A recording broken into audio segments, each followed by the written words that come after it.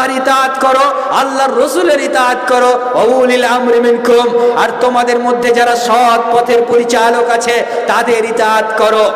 কিন্তু দুঃখের বিষয়, বর্তমান মানুষ মনে করে যে আমি কেন ইতাআত করব, রাসূলের কেন ইতাআত করব, আমার কি কম বুদ্ধি আছে নাকি, আমার মাথা কি খারাপ নাকি যে রাসূলের ইতাআত করতে গিয়ে আমার মুখে দাড়ি গজাতে হবে।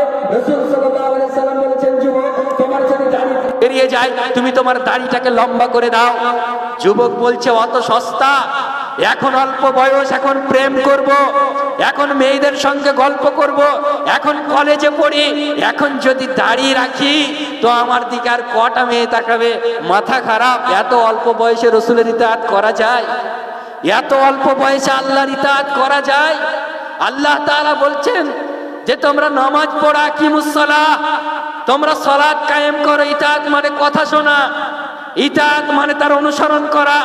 সে যেমন পড়ে, সে যেমন খায়, এটাকে বলে ইতাআত।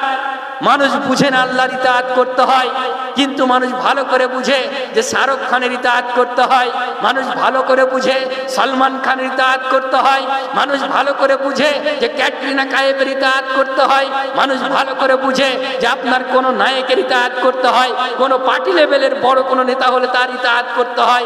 এগুলো মানুষ ভালো করে বুঝে।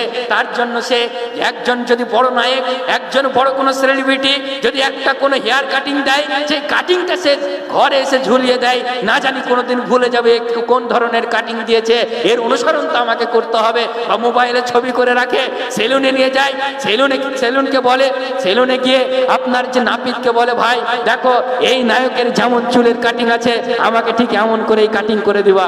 মানে ইতাআত খুব ভালোই বুঝে, কিন্তু রাসূলের ইতাআত বুঝে না, আল্লাহর ইতাআত বুঝে না, ধর্মের ইতাআত বুঝে না।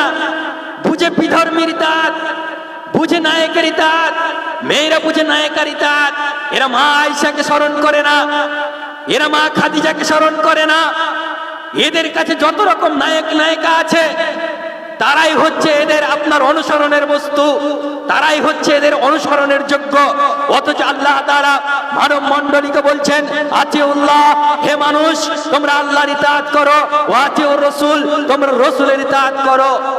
তোমরা দুনিয়াতে গিয়ে নিজের ইতাআত করিও না, কোন নেতার অনুসরণ করিও না যারা ধর্ম বাদ দিয়ে অন্য কোন আদেশ করে, তাদের ইতাআত তোমরা করিও না। কিন্তু মানুষ আজকে যদি কোন টিএমসির নেতা বলে, ভাই তোমাকে একটা ঘর দিব গো, যদি টিএমসির নেতা বলে, ভাই তোমার নামে একটা কম্বল এসেছে, কম্বলটা আমার বাড়িতে থেকে নিয়ে আসো, তখন টিএমসির নেতা তাকে যা বলবে তাই শুনবে। বা সিপিএম এর নেতা তাকে যা বলবে তাই শুনবে। সে যদি বলে এই লাইনে তুমি 5 ঘন্টা বসে থাকো, সে 5 ঘন্টা বসতেও একটু দ্বিধাবোধ